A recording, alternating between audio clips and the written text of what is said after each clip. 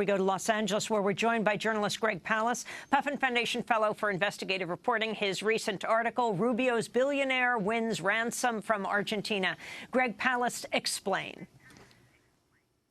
Well, what happened is that Paul the Vulture Singer, who I've been following him for BBC and for Democracy Now! For about 9 years. This is the guy he's called the Vulture, not just by Argentina. He's known by that by his friends in the banking industry. He grabs old debts of dying nations, dying companies, even dying people. And when there's a famine or a war, for example, in Argentina, during the military dictatorship, when Argentina went broke, he bought up old bonds for $50 million, just sold them back to the government of Argentina, a government he helped place in power, for $2.5 billion.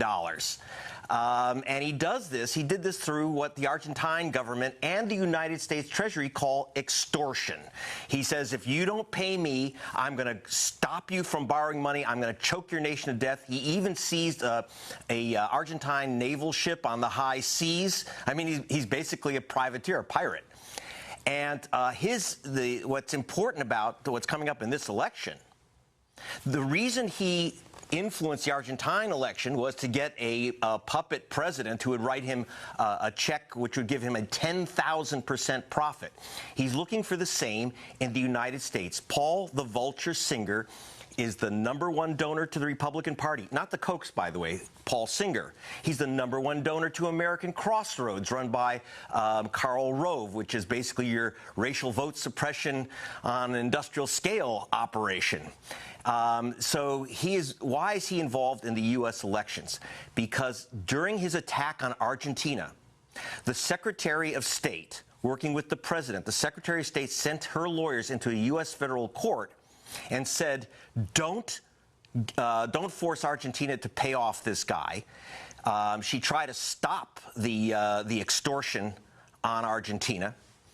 And the president joined her in the U.S. Justice Department. And she even said, her lawyers said, that Paul Singer's business model is a threat to the entire world financial order. This guy is like a kind of financial terrorist, actually. And that's what Hillary Clinton accused him of. By the way, Bernie Sanders has taken a similar, very tough position against these vulture financiers. So Paul Singer, this issue of Argentina ain't just 11,000 miles away, Amy and Juan. It is coming home to roost, literally, because he's got to make sure that there is no Hillary president or President Bernie that will put him out of business.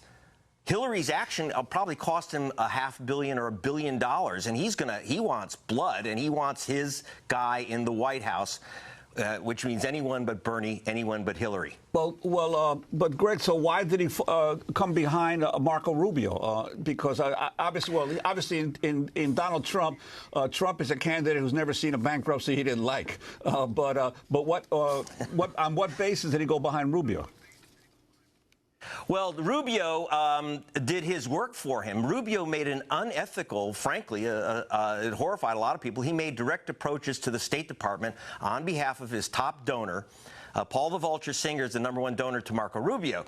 And Rubio kept banging on the State Department to back his vulture donor against our ally Argentina. This is just way out of line, even in a country where money talks. This was money screaming.